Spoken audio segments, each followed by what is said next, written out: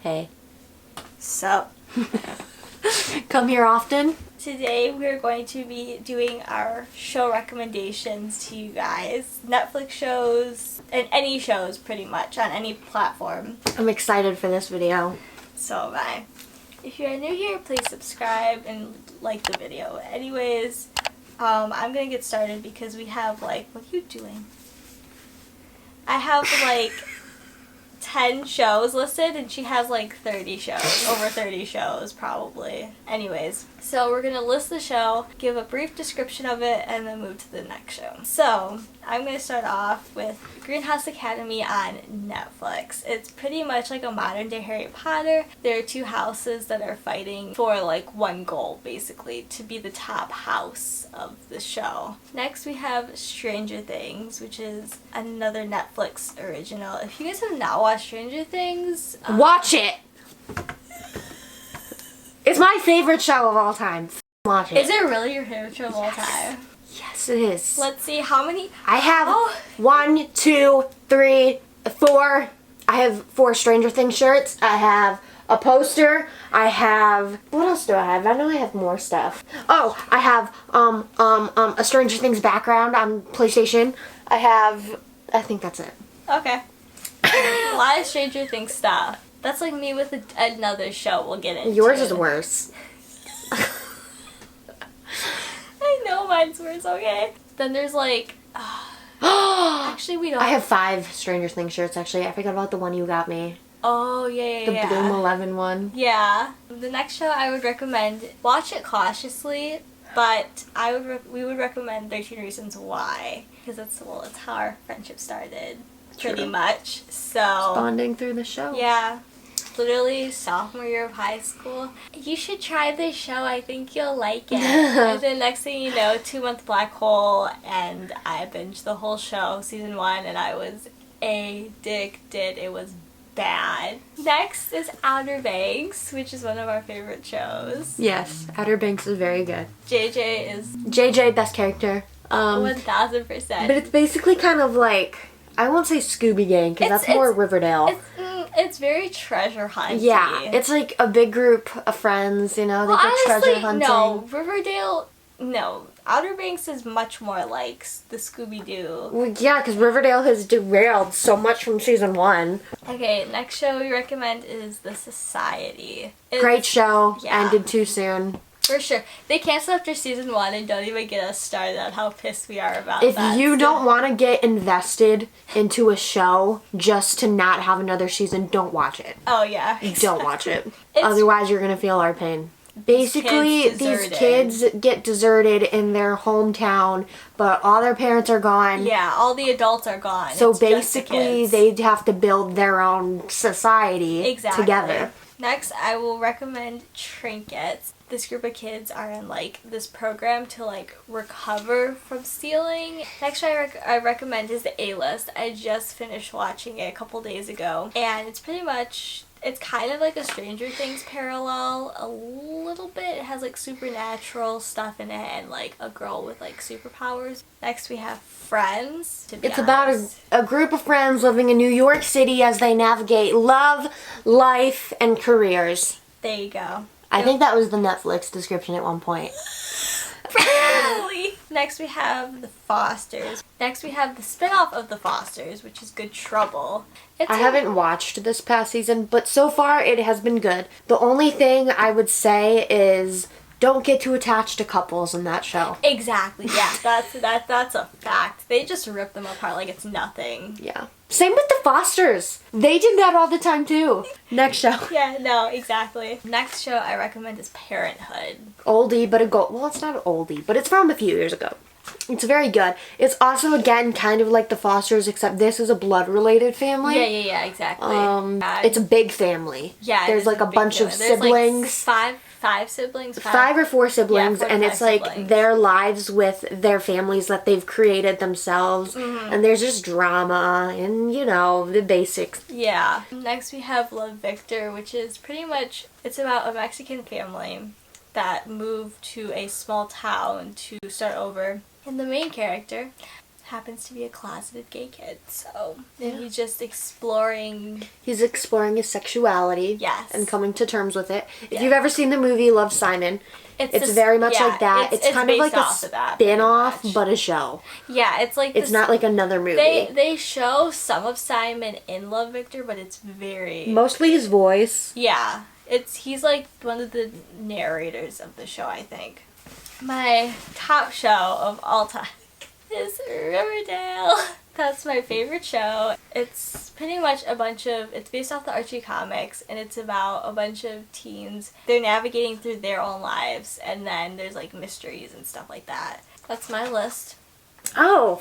Now it's time for yours. My 33, well, some of them she's already said. Okay. But Stranger Things, my favorite show of all time. We already talked about that one. Number 2, Sex Education, which... I'm currently watching. She's currently watching it. I'm currently trying it out. It's basically about this kid. His mom is a sex therapist. He kind of has the advice that she's given him as well. So he goes around the school and starts a little like side hustle with this girl classmate, Maeve, who he kind of has a crush on. They're very cute. And they create like a sex ed class, I guess. Like people come to Otis, the main character, and he gives them sex education advice. And it's very good. It's a great show. There's lots of other characters, very unique, very LGBTQ friendly. His mom is awesome. His mom has so many good roles.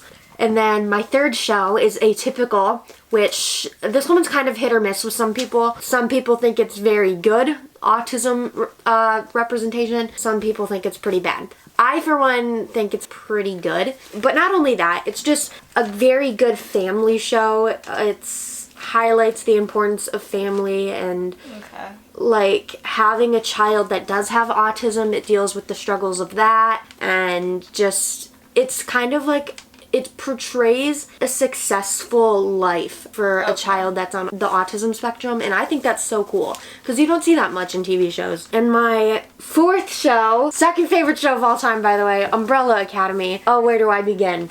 Okay, so it's about these 7 people who they were all born on the same day, but their mothers, I guess, weren't pregnant with them before the day started. Okay?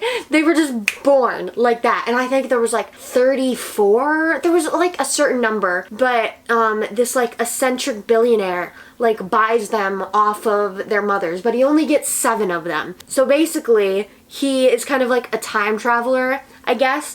And so he knows that the world is going to end in a certain point in time. And he starts training these 7 kids to like use their power. That's another thing I forgot to say. They all have powers, but he starts training them how to use their powers. Different powers. Yeah. Okay. And they all have like a number. So like number 1 has this power, number 2 has this power. Okay. That's that show. It's very good. And it kind of, you know, they grow up, they meet back together when the world ends. It's a very good show. Do you think you're going to get through all 33 of your records? Yes. Okay. 6 is You.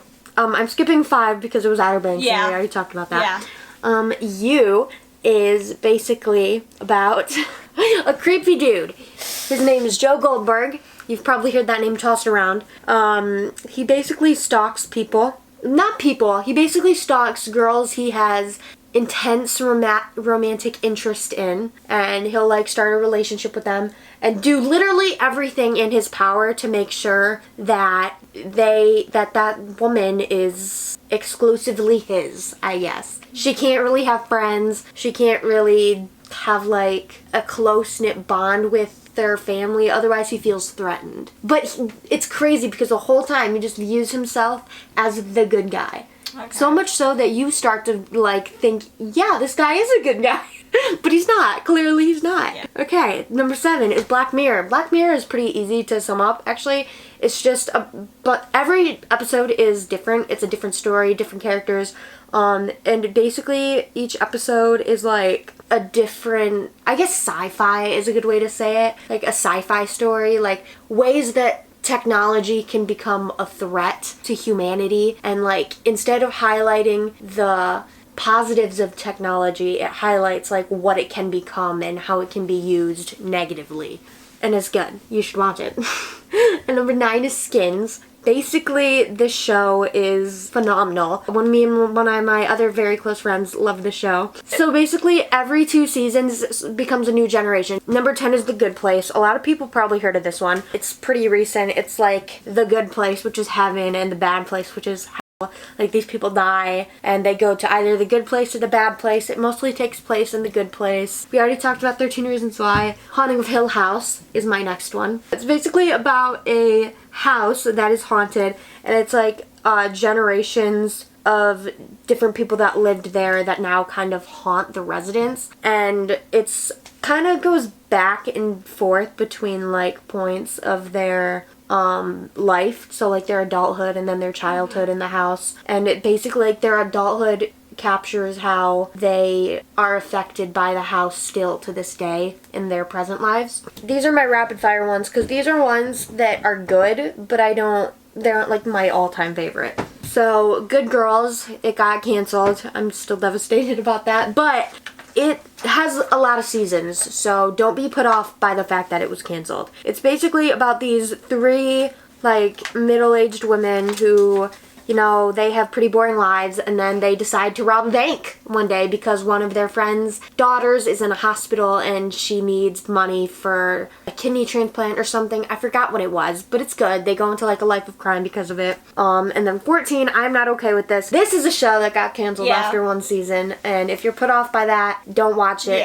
because if I would have known it was going to get canceled, I wouldn't have watched it. Basically, it's about like these 3 teens. This girl is in love with like her best friend, but she is in a relationship with a boy that she doesn't like. And The Haunting of Bly Manor, which is basically the spin-off of Haunting of Hill House, but it's like nothing alike at all. It's just a different haunting. It's The Haunting of Bly Manor. And then 16 is End of the World. This show has 2 seasons. It's basically about teenagers, I guess they're teenagers, and basically they run away.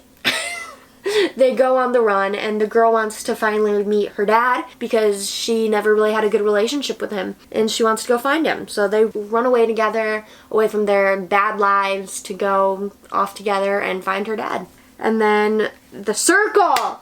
That's my reality TV show game show. The Circle is so good, you guys. Okay, there's the 3rd season of this just came out. Every episode releases Wednesday, I believe. Basically, it's a show where these contestants are put in a room in like isolation, and their only way of communication is through the TV, The Circle, which they can communicate with the other players on like a social media account, and they basically win prize money at the end of the game if they become the most popular player. And you do that by like building relationships with people and building alliances.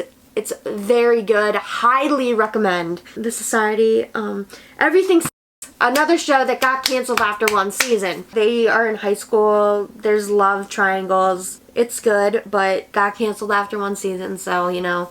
Big Little Lies.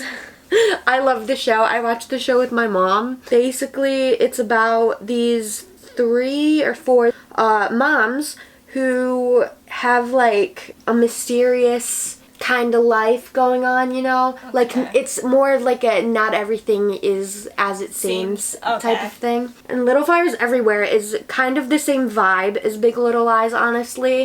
Okay. So I'm not going to touch too much on that. And then Tagged is a kind of like internet web show. It's about these girls that get targeted by this social media account who is threatening them and threatening to tell all their secrets and stuff. 23 is Big Mouth. It's an animated Netflix show where these kids are like growing up in high school. They're going through puberty. They all have like hormone monsters, and it's very funny. 24 is On My Block. It's about these 4 best friends who grow up together, and they live like on a block. And there's basically gangs. There's love triangles. It's a good show, very good show about friendship and family. Scream, the TV show. I actually haven't watched the show in a really long time because I didn't like the reboot of it. Oh, okay. But besides the reboot, it's Scream, except a TV show. I don't know. Unbelievable is kind of a trigger warning show. This girl, she gets essayed, and basically she doesn't really remember too much about it. She kind of convinces herself that it didn't happen happen because everybody else is kind of pressuring her to say that it didn't even happen, even though it did. She did get SA'd, and it's basically these two detectives are trying to figure it out for her and, you know, get justice for all the other girls that this man has assaulted. Alright, and then Shameless. I actually stopped watching this show, but it is very good if you're all about family shows. Yeah. It's a very good family show. It's kind of on the raunchier side. It's kind of like a broken family, but the siblings all hold each other together. Yeah. And then The Act. I just watched this with my mom.